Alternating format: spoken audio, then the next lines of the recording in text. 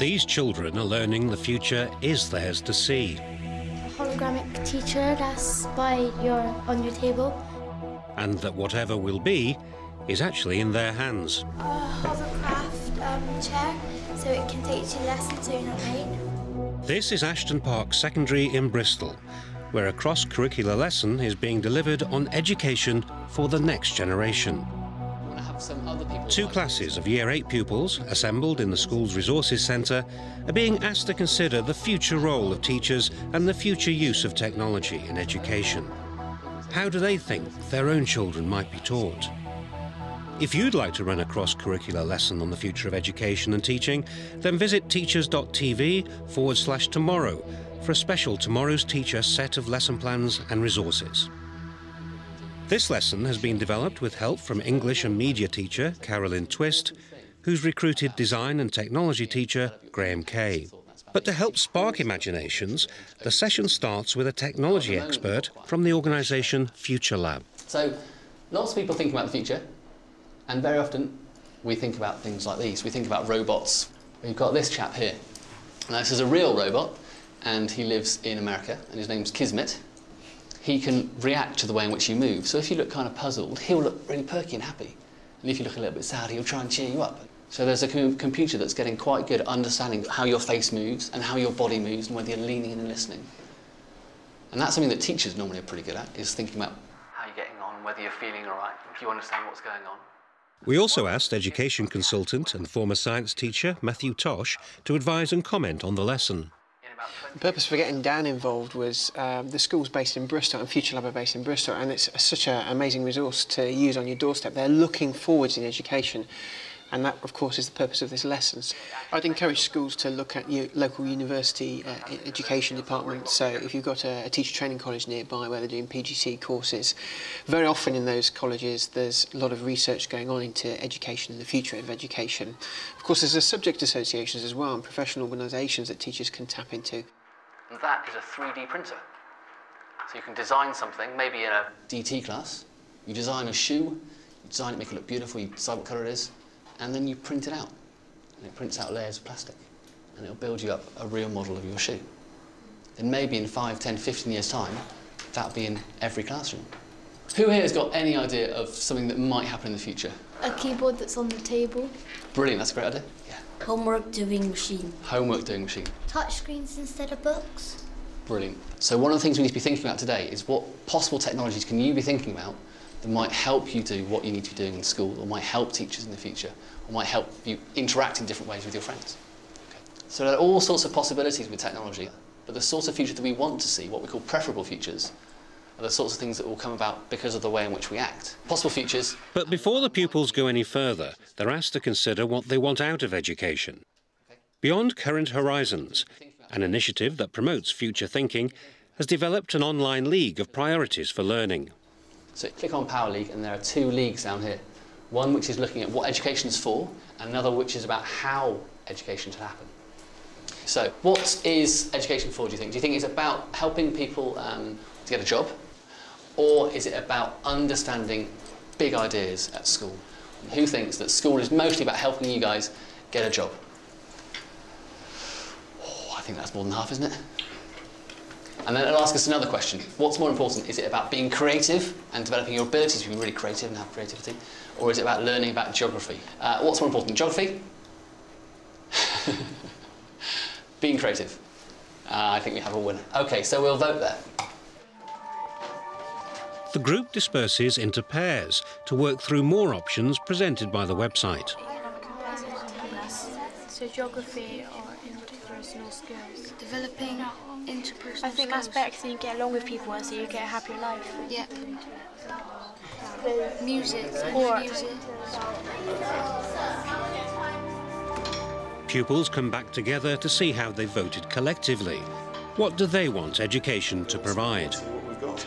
Now, up at the top, confidence. So, a lot of people have voted for confidence. I would say that's quite an important thing. I guess some of you do too. Looking down the list, environmental challenges, a problem that's going to face all of us. And right down at the bottom, the least important thing, and it's way, way, way, way, way, way down there, is Religion, interesting. Not a view you would have had a couple of 100 years ago. Okay. For this second part of the lesson on the future of education, the group is asked to concentrate on the schools of tomorrow. Any ideas just off the top of people's heads now? Yes? No exercise books. A desk with a computer built into it. No teachers. No teachers at all. Fantastic idea, yes. Thing on their head what could do writing for you. The group is shown a video about a school that's considered to be ahead of its time. This is an extract from a teacher's TV programme which featured the Genogly School in Nottingham. At a time when interactive whiteboards are being rolled out across the country, this school decided to reject them in favour of tablet PCs and a completely wireless network. That is something that's happening at the moment, yet it looks quite futuristic. So if that's where the newest, sort of latest developments are in education, that's something that children can almost relate to because they're in the school themselves. And so the purpose of using that video was just to bring it, into context so that they could see something now and then perhaps use that as a springboard for looking forwards. So what we're going to do is I'm going to get you to get into groups of 4. I've got a number of questions to pose about what you think a school would be like in the future. Just listening. So you know when we've got a new child come to school here, they stay with somebody on their timetable for a little while. Well, imagine you're 30 years ahead and you get buddied up with another child in the school. How are you getting on? What have you come up with so far? Robot teacher. Okay, robot teacher. Yeah. Good. The 3D printer. That is a fascinating prospect, wasn't it? Yeah. Is it easier to think of the sort of new technology there might be, rather than thinking about how our society might be? Yeah, mind wanders. Yeah. Well, that's good. If your mind wanders, then you write down things as you think of them all over the paper. So any thought is a valid thought. And what do you think the robot will be able to do? This group realises that future technology may not only affect how children are taught, but what they're taught. More on like robots, not many people will know about like how to use them and things like that. Because if it's just came in and that, there'll be like extra education on how to use it and things like that. Ah, so you have like robot classes? Yeah. So learning how to look after robots, learning about different technologies and how they can be used and stuff. That's a really good thinking. Well done, well done. You could have like a ball to do with sports, and it can go into like a rugby ball or normal ball or so it changes or to football, how yeah. you want to use. Yeah. Fantastic. So you'd be able to buy just 1 or 2 resources, 1 or 2 things in the sports cupboard, and they'll change depending on what you want them for. Yeah. That's a great idea. In the library, there could be like a little computer which you talk to, and then you can say which book you want or what topic, and then it will tell you where it is. Do you think people would be more inclined to use that than look at a piece of paper to find it? Yeah. It'd be easier, probably quicker as well. There were some astonishing ideas that came out of it. I mean, that's one thing that I personally got out of it, the sheer breadth of the imagination that was on display there. A lot of pupils wanted things to make life easier for themselves, though, wasn't there? There was one suggestion about a programme where it would just dress you and feed you, and you did nothing but sit in a vegetative state, I suspect.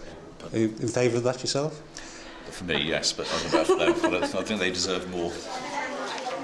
Does anybody have any brainwaves about what they're going to be doing in 30 years' time?